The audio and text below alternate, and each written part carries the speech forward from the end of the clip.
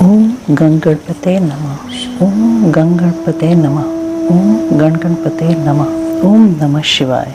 भगवान शिव का यतिनाथ एवं हंस नामक अवतार।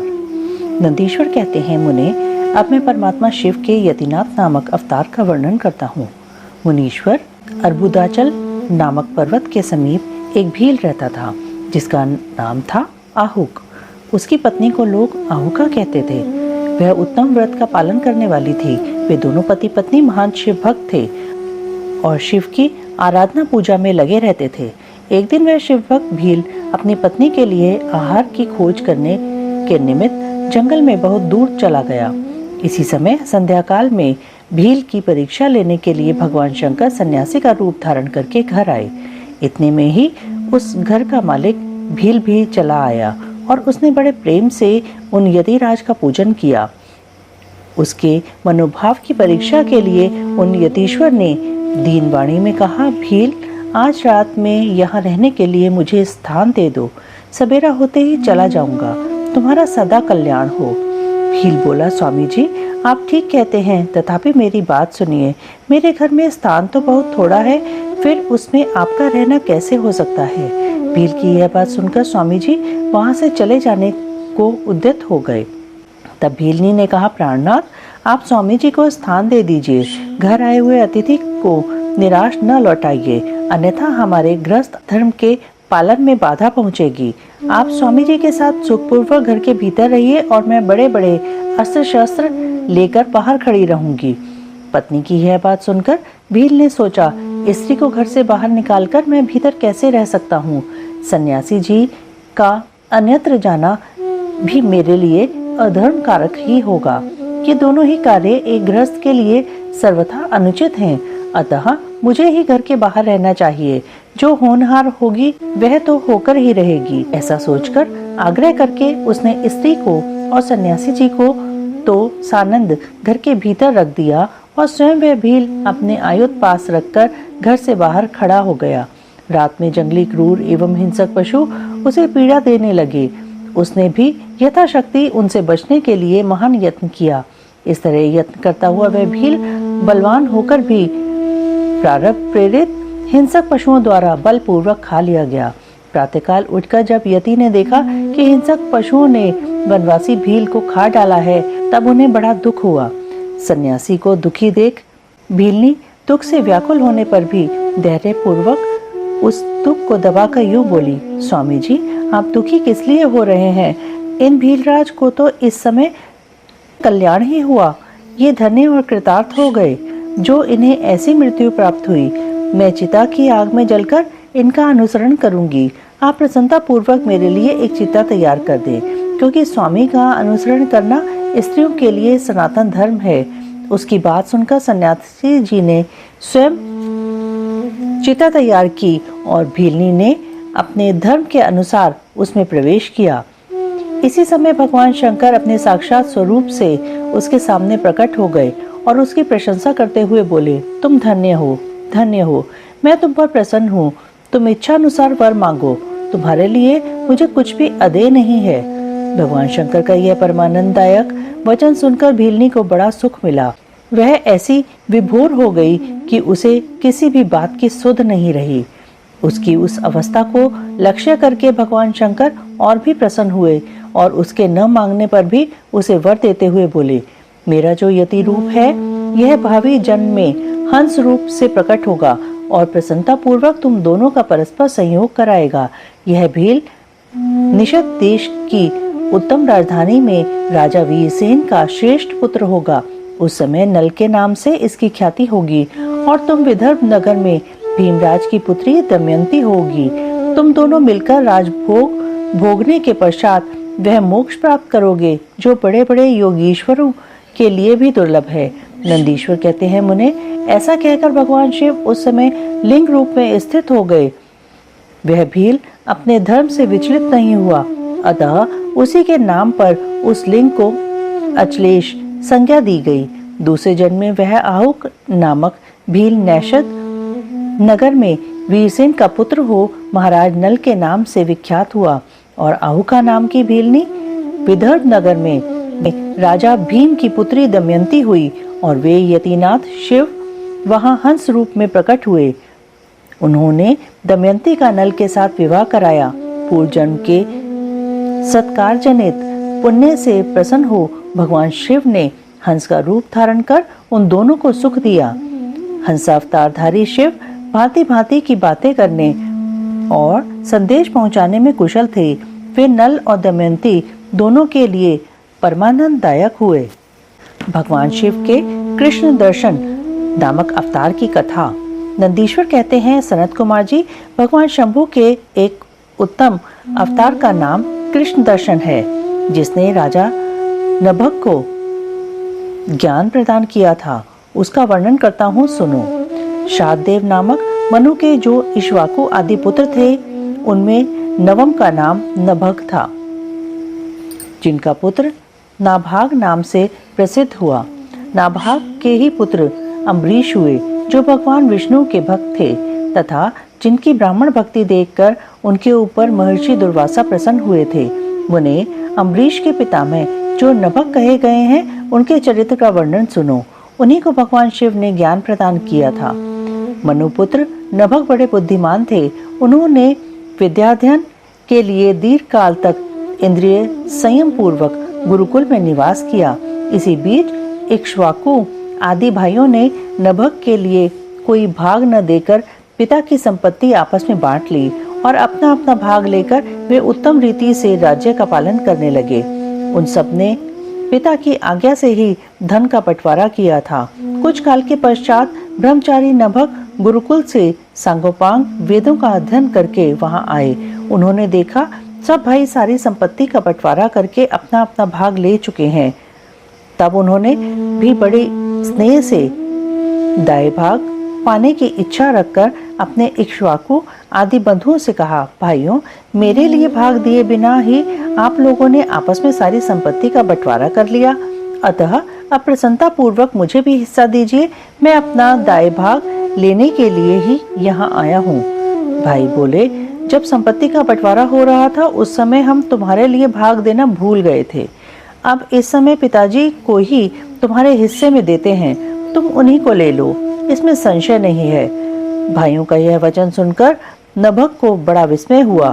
वे पिता के पास जाकर बोले, तात, मैं विद्याधन के लिए गुरुकुल में गया था और वहां अब तक ब्रह्मचारी रहा हूँ। इसी बीच में भाइयों ने मुझे छोड़कर आपस में धन का बंटवारा कर लिया। वहां से लौटकर जब मैंने अपने हिस्से के बारे में उनसे पूछा, तब उन्होंने आपको मेरा हिस्सा बता दिया, अतः उसके लिए मैं आपकी सेवा में आया हूँ। नभग की वह बात सुनकर पिता को बड़ा विस्मय हुआ। शाहदेव ने पुत्र को आश्वासन देते हुए कहा, बेटा, भाइयों की उस बात पर विश्वास न करो, वह उन्होंने तुम्हें ठगने के लिए कही है। मैं तुम्हारे लिए भोग साधक उत्तम दाय नहीं बन सकता। तथापि उन वंचकों ने यदि मुझे ही दाय के रूप में तुम्हें दिया है, तो मैं तुम्हारी जीविका का एक उपाय बताता हूँ, सुनो। इन दिनों उत्तम बुद्धि वाले आंगिरस गोत्रीय ब्राह्मण एक बहुत बड़ा यज्ञ कर रहे हैं। उस कर्म में प्रत्येक छठे दिन का कार्य वे ठीक ठीक नहीं समझ पाते, उसमें उनसे भूल हो जाती है। तुम वहां जाओ, उन ब्राह्मणों को विश्वदेव संबंधी 2 सूक्त बतला दिया करो। इससे वह यज्ञ शुद्ध रूप से संपादित होगा। वह यज्ञ समाप्त होने पर वे ब्राह्मण जब स्वर्ग को जाने लगेंगे, उस समय संतुष्ट होकर अपने यज्ञ से बचा हुआ सारा धन तुम्हें दे देंगे। पिता की यह बात सुनकर सत्यवादी नभग बड़ी प्रसन्नता के साथ उस उत्तम यज्ञ में गए। उन्हें वहां छठे दिन के कर्म में बुद्धिमान मनुपुत्र ने वैश्वदेव संबंधी दोनों सूक्तों का स्पष्ट रूप से उच्चारण किया। यज्ञ कर्म समाप्त होने पर वे आंगिरस ब्राह्मण यज्ञ से बचा हुआ अपना अपना धन नभग को देकर स्वर्गलोक को चले गए। उस यज्ञशिष्ट धन को जब ये ग्रहण करने लगे, उस समय सुंदर लीला करने वाले भगवान शिव तत्काल वहां प्रकट हो गए। उनके सारे अंग बड़े सुंदर थे, परंतु नेत्र काले थे। उन्होंने नभग से पूछा, तुम कौन हो जो इस धन को ले रहे हो? यह तो मेरी संपत्ति है, तुम्हें किसने यहाँ भेजा है? सब बातें ठीक ठीक बताओ। नभग ने कहा, यह तो यज्ञ से बचा हुआ धन है, जिसे ऋषियों ने मुझे दिया है। अब यह मेरी ही संपत्ति है, इसको लेने से तुम मुझे कैसे रोक रहे हो? कृष्णदर्शन ने कहा, तात, हम दोनों के इस झगड़े में तुम्हारे पिता ही पंच रहेंगे। जाकर उनसे पूछो और वे जो निर्णय दें उसे ठीक ठीक यहाँ आकर बताओ। उनकी बात सुनकर नभग ने पिता के पास जाकर उक्त प्रश्न को उनके सामने रखा। शातदेव को कोई पुरानी बात याद आ गई और उन्होंने भगवान शिव के चरण कमलों का चिंतन करते हुए कहा। मनु बोले, तात, वे पुरुष जो तुम्हें वह धन लेने से रोक रहे हैं साक्षात भगवान शिव हैं। यूं तो संसार की सारी वस्तु ही उन्हीं की है, परंतु यज्ञ से प्राप्त हुए धन पर उनका विशेष अधिकार है। यज्ञ करने से जो धन बचा जाता है उसे भगवान रुद्र का भाग निश्चित किया गया है। अतः यज्ञावशिष्ट सारी वस्तु ग्रहण करने के अधिकारी सर्वेश्वर महादेव जी ही हैं। उनकी इच्छा से ही दूसरे लोग उस वस्तु को ले सकते हैं। भगवान शिव तुम पर कृपा करने के लिए ही वहाँ वैसा रूप धारण करके आए हैं। तुम वहीं जाओ और उन्हें प्रसन्न करो, अपने अपराध के लिए क्षमा मांगो और प्रणाम पूर्वक उनकी स्तुति करो।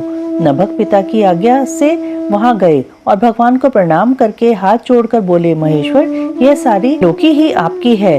फिर यज्ञ से बचे हुए धन के लिए तो कहना ही क्या है, निश्चय ही इस पर आपका अधिकार है। यही मेरे पिता ने निर्णय दिया है। नाथ, मैंने यथार्थ बात न जानने के कारण भ्रमवश जो कुछ कहा है, मेरे उस अपराध को क्षमा कीजिए।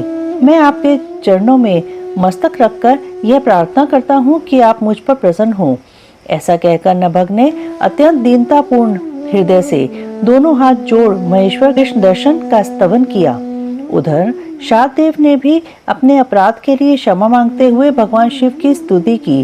तदंतर भगवान रुद्र ने मन ही मन प्रसन्न हो नभग को कृपा दृष्टि से देखा और मुस्कुराते हुए कहा। कृष्णदर्शन बोले, नभग, तुम्हारे पिता ने जो धर्मानुकूल बात कही है वह ठीक ही है। तुमने भी साधु स्वभाव के कारण सत्य ही कहा है, इसलिए मैं तुम पर बहुत प्रसन्न हूँ और कृपा पूर्वक तुम्हें सनातन ब्रह्म तत्व का ज्ञान प्रदान करता हूँ। इस समय यह सारा धन मैंने तुम्हें दे दिया, अब तुम इसे ग्रहण करो। इस लोक में निर्विकार रहकर सुख भोगो, अंत में मेरी कृपा से तुम्हें सद्गति प्राप्त होगी। ऐसा कहकर भगवान रुद्र सबके देखते देखते वहीं अंतर्ध्यान हो गए। साथ ही शातदेव भी अपने पुत्र नभग के साथ अपने स्थान लौट आए। इस लोक में विपुल भोगों का उपभोग करके अंत में वे भगवान शिव के धाम चले गए। ब्राह्मण, इस प्रकार तुमसे मैंने भगवान शिव के कृष्णदर्शन नामक अवतार का वर्णन किया। जो इस आख्यान को पढ़ता और सुनता है उसे संपूर्ण मनोवांछित फल प्राप्त हो जाते हैं। भगवान शिव के अवधूतेश्वर अवतार की कथा और उसकी महिमा का वर्णन। नंदीश्वर कहते हैं, सनत कुमार, अब तुम परमेश्वर शिव के अवधूतेश्वर नामक अवतार का वर्णन सुनो, जिसने इंद्र के घमंड को चूर चूर कर दिया था। पहले की बात है, इंद्र संपूर्ण देवताओं तथा बृहस्पति जी को साथ लेकर भगवान शिव का दर्शन करने के लिए कैलाश पर्वत पर गए। उस समय बृहस्पति और इंद्र के शुभागमन की बात जानकर भगवान शंकर उन दोनों की परीक्षा लेने के लिए अवधूत बन गए। उनके शरीर पर कोई वस्त्र नहीं था। वे प्रज्वलित अग्नि के समान तेजस्वी होने के कारण महाभयंकर जान पड़ते थे। उनकी आकृति बड़ी सुंदर दिखाई देती थी। वे राह रोककर खड़े थे। बृहस्पति और इंद्र ने शिव के समीप जाते समय देखा, एक अद्भुत शरीरधारी पुरुष रास्ते के बीच में खड़ा है। इंद्र को अपने अधिकार पर बड़ा गर्व था, इसलिए वे यह ना जान सके कि ये साक्षात भगवान शंकर हैं। उन्होंने मार्ग में खड़े हुए पुरुष से पूछा, तुम कौन हो? इस नग्न अवधूत वेश में कहां से आए हो? तुम्हारा नाम क्या है? सब बातें ठीक ठीक बताओ, देर न करो। भगवान शिव अपने स्थान पर हैं या इस समय कहीं अन्यत्र गए हैं। मैं देवताओं तथा गुरुजी के साथ उन्हीं के दर्शन के लिए जा रहा हूँ। इंद्र के बारंबार पूछने पर भी महान कौतुक करने वाले अहंकार हारी महायोगी त्रिलोकीनाथ शिव कुछ न बोले, चुप ही रहे। तब अपने ऐश्वर्य का घमंड रखने वाले देवराज इंद्र ने रोष में आकर उस जटाधारी पुरुष को फटकारा और इस प्रकार कहा। इंद्र बोले, अरे मूढ़ दुर्मते, तू बार बार पूछने पर भी उत्तर नहीं देता, अतः तुझे वज्र से मारता हूँ। देखो कौन तेरी रक्षा करता है। ऐसा कह उस दिगंबर पुरुष की ओर क्रोधपूर्वक देखते हुए इंद्र ने उसे मार डालने के लिए वज्र उठाया। यह देख भगवान शंकर ने शीघ्र ही उस वज्र का स्तंभन कर दिया। उनकी बांह अकड़ गई, इसलिए वे वज्र प्रहार न कर सके। तदंतर वह पुरुष तत्काल ही क्रोध के कारण तेज से प्रज्वलित हो उठा, मानो इंद्र को जलाए देता हो। भुजाओं के स्तंभित हो जाने के कारण शचीवल्लभ इंद्र क्रोध से उस सर्प की भांति जलने लगे, जिसका पराक्रम मंत्र के बल से अवरुद्ध हो गया हो। बृहस्पति ने उस पुरुष को अपने तेज से प्रज्वलित होता देख तत्काल ही यह समझ लिया कि ये साक्षात भगवान हर हैं।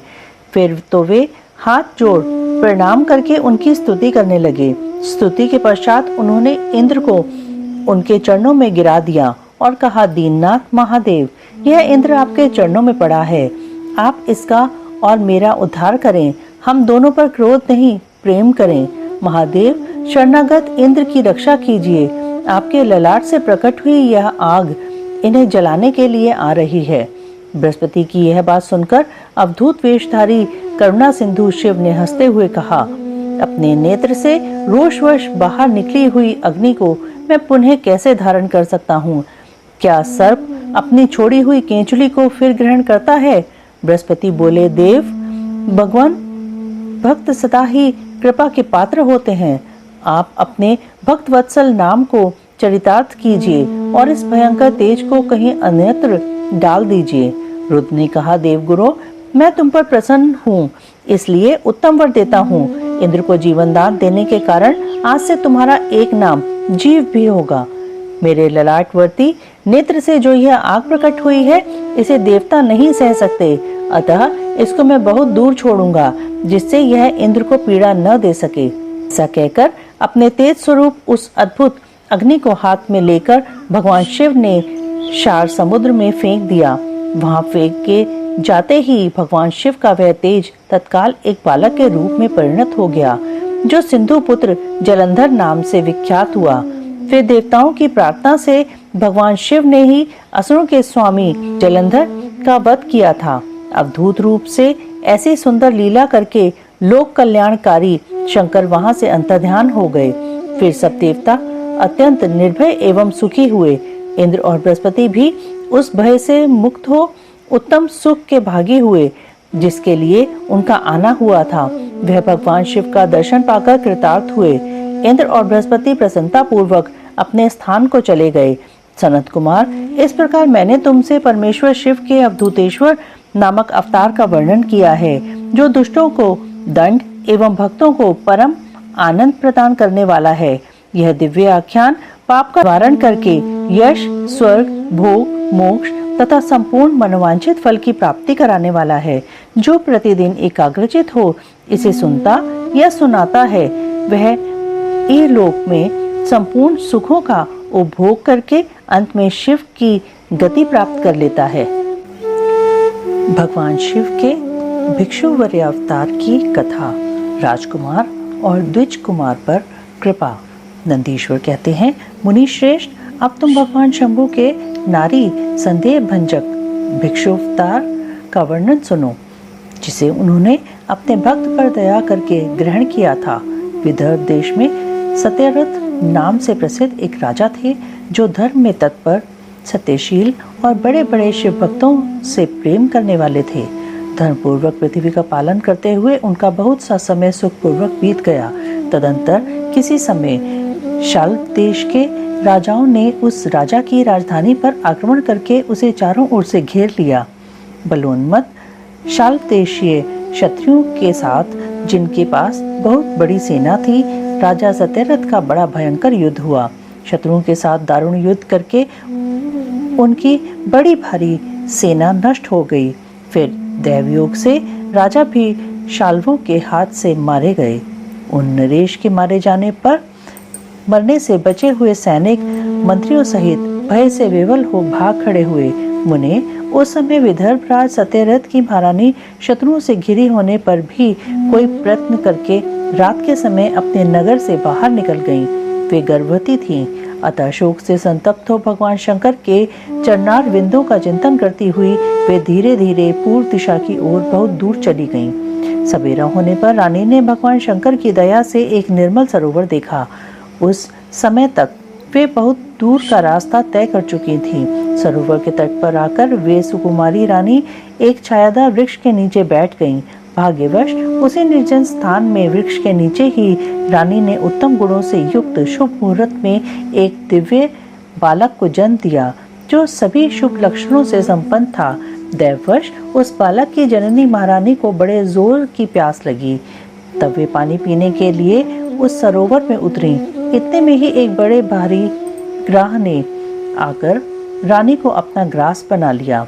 वह बालक पैदा होते ही माता पिता से हीन हो गया और भूख प्यास से पीड़ित हो उस तालाब के किनारे जोर जोर से रोने लगा।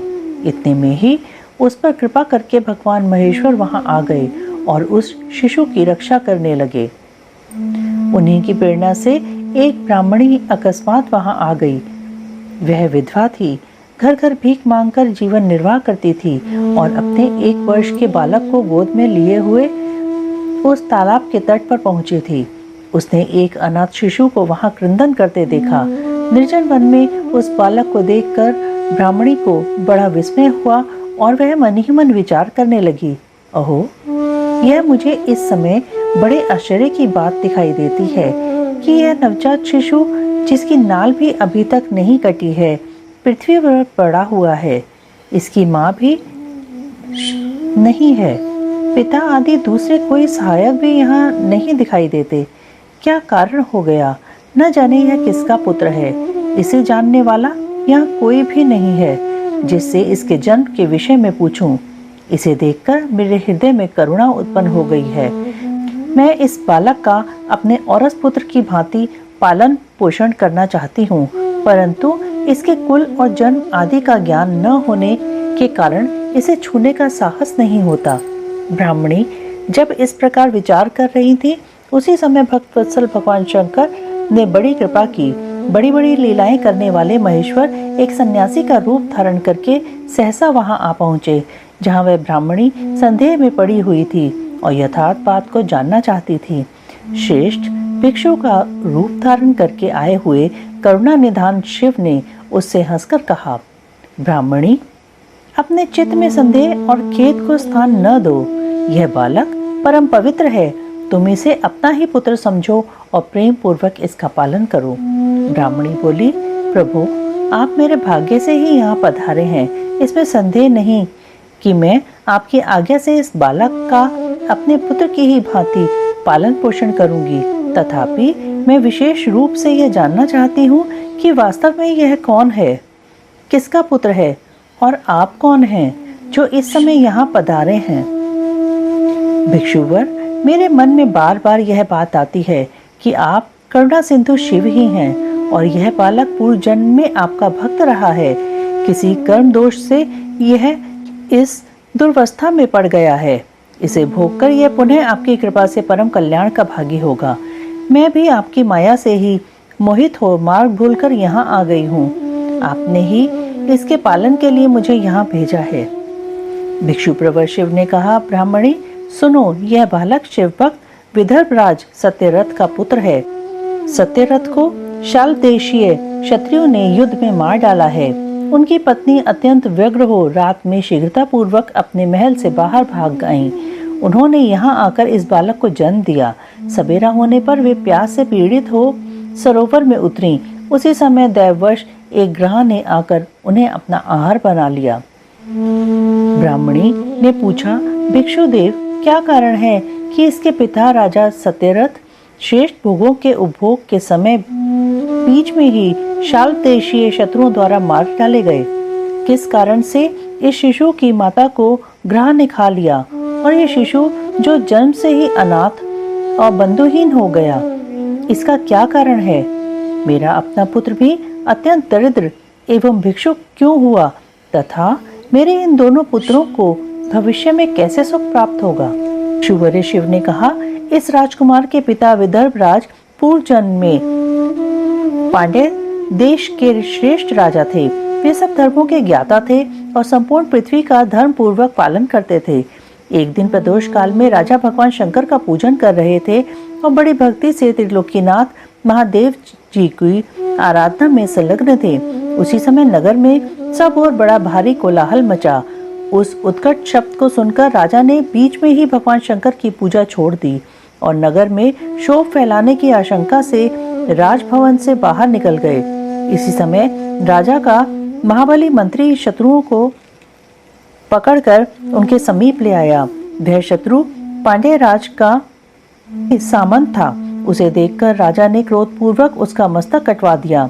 शिव पूजा छोड़कर नियम को समाप्त किए बिना ही राजा ने रात में भोजन भी कर लिया। इसी प्रकार राजकुमार भी प्रदोष काल में शिवजी की पूजा किए बिना ही भोजन करके सो गया। वही राजा दूसरे जन्म में विदर्भ राज हुआ था। शिवजी की पूजा में विघ्न होने के कारण शत्रुओं ने उसको सुख भोग के बीच में ही मार डाला। पूर्व जन्म में जो उसका पुत्र था वही इस जन्म में भी हुआ है। शिवजी की पूजा का उल्लंघन करने के कारण ही यह दरिद्रता को प्राप्त हुआ है। इसकी माता ने पूर्व जन्म में छल से अपनी सौत को मार डाला था। उस महान पाप के कारण ही वह इस जन्म में ग्रह के द्वारा मारी गई ब्राह्मणी, यह तुम्हारा पुत्र पूर्व जन्म में उत्तम ब्राह्मण था। इसने सारी आयु केवल दान लेने में बिताई है, यज्ञ आदि सत्कर्म नहीं किए हैं, इसलिए यह दरिद्रता को प्राप्त हुआ है। उस दोष का निवारण करने के लिए अब तुम भगवान शंकर की शरण में जाओ। ये दोनों बालक यज्ञोपवीत संस्कार के पश्चात भगवान शिव की आराधना करें। भगवान शिव इनका कल्याण करेंगे। इस प्रकार ब्राह्मणी को उपदेश देकर भिक्षु श्रेष्ठ सन्यासी का शरीर धारण करने वाले भक्तवत्सल शिव ने उसे अपने उत्तम स्वरूप का दर्शन कराया। उन्हें साक्षात शिव जानकर अम्मड़ पत्नी ने प्रणाम किया और प्रेम से गदगद वाणी द्वारा उनकी स्तुति की। तत्पश्चात भगवान शिव वहीं अंतर्ध्यान हो गए। उनके चले जाने पर ब्राह्मणी उस बालक को लेकर अपने पुत्र के साथ घर को चली गई।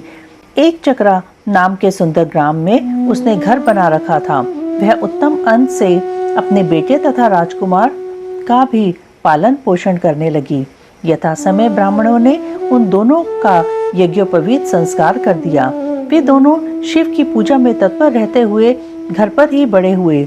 शांडिल्य मुनि के उपदेश से नियम परायण हो वे दोनों शुभ व्रत रखकर प्रदोष काल में शंकर जी की पूजा करते थे। एक दिन द्विज कुमार राजकुमार को साथ लिए बिना ही नदी में स्नान करने के लिए गया। वहां उसे निधि से भरा हुआ एक सुंदर कलश मिल गया।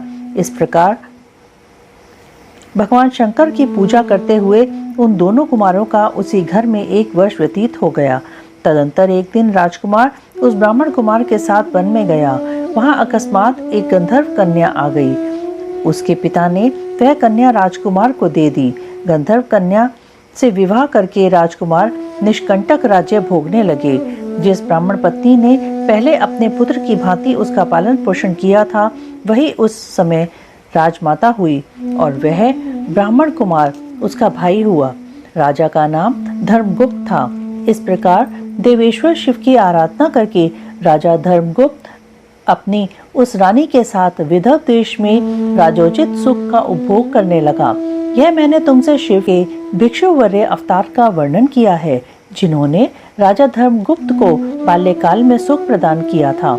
यह पवित्र आख्यान पापहारी, परम पावन, चारों पुरुषार्थों का साधक तथा संपूर्ण अभीष्ट को देने वाला है। जो प्रतिदिन एकाग्रचित होकर इसे सुनता या सुनाता है वह इस लोक में संपूर्ण भोगों का उपभोग करके अंत में भगवान शिव के धाम में जाता है। शिव के सुरेशावतार की कथा, उपमन्यु की तपस्या और उन्हें उत्तम वर की प्राप्ति। नंदीश्वर कहते हैं, सनत कुमार जी, अब मैं परमात्मा शिव के सुरेशावतार का वर्णन करूंगा, जिन्होंने धौम्य के बड़े भाई उपमन्यु का हित साधन किया था।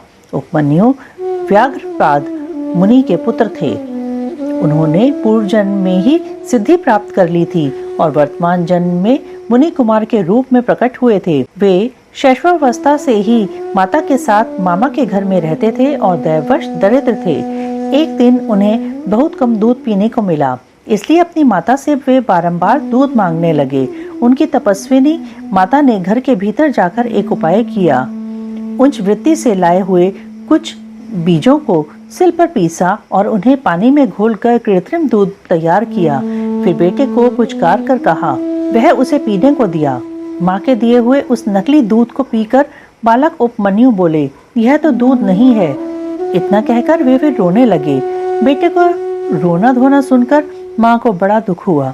अपने हाथ से उपमन्यु की दोनों आंखें पोंछकर उनकी लक्ष्मी जैसी माता ने कहा, बेटा, हम लोग सदा वन में निवास करते हैं, हमें यहाँ दूध कहाँ से मिल सकता है। भगवान शिव की कृपा के बिना किसी को दूध नहीं मिलता।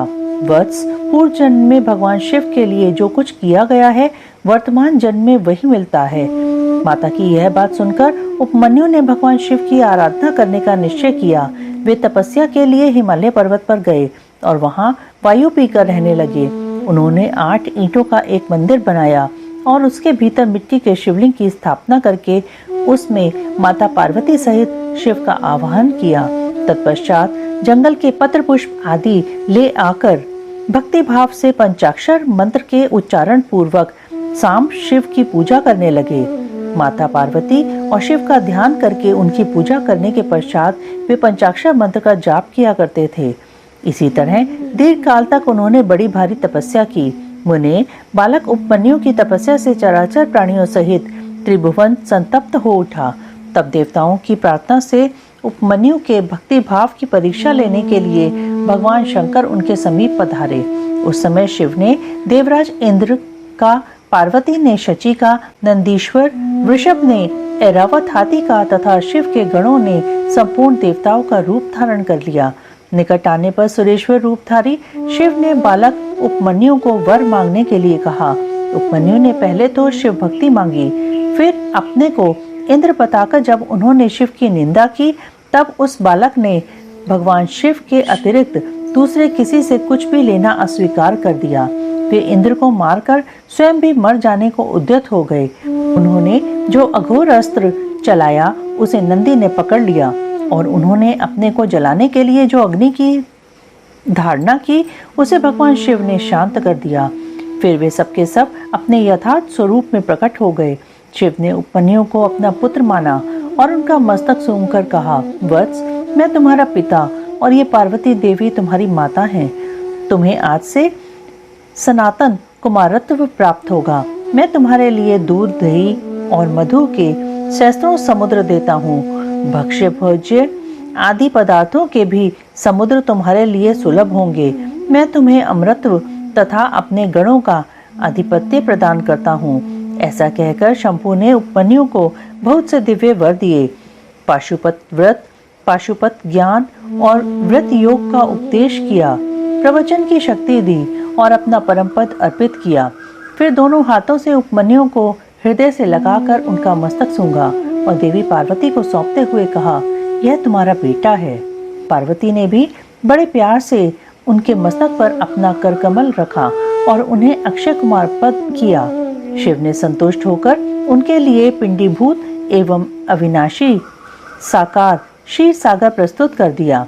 साथ ही योग संबंधी ऐश्वर्य, नित्य संतोष, अक्षय ब्रह्म विद्या तथा उत्तम स्मृति प्रदान की। उनके कुल और गोत्र के अक्षय होने का वरदान दिया और यह भी कहा कि मैं तुम्हारे इस आश्रम पर नित्य निवास करूंगा। इतना कहकर भगवान शिव अंतर्ध्यान हो गए। उपमन्यु वर पाकर प्रसन्नता पूर्वक घर आए। उन्होंने माता से सब बातें बताईं। सुनकर माता को बड़ा हर्ष हुआ। उपमन्यु सबके पूजनीय और अधिक सुखी हो गए। तात, इसी प्रकार मैंने तुमसे परमेश्वर शिव के सुरेश अवतार का वर्णन किया है। यह अवतार सत्पुरुषों को सदा ही सुख देने वाला है। सुरेश अवतार की यह कथा पाप को दूर करने वाली तथा संपूर्ण मनोवांछित फलों को देने वाली है। जो इसे भक्ति पूर्वक सुनता या सुनाता है वह संपूर्ण सुखों को भोग कर अंत में भगवान शिव को प्राप्त होता है। ओम नमः शिवाय, ओम नमः शिवाय, ओम नमः शिवाय।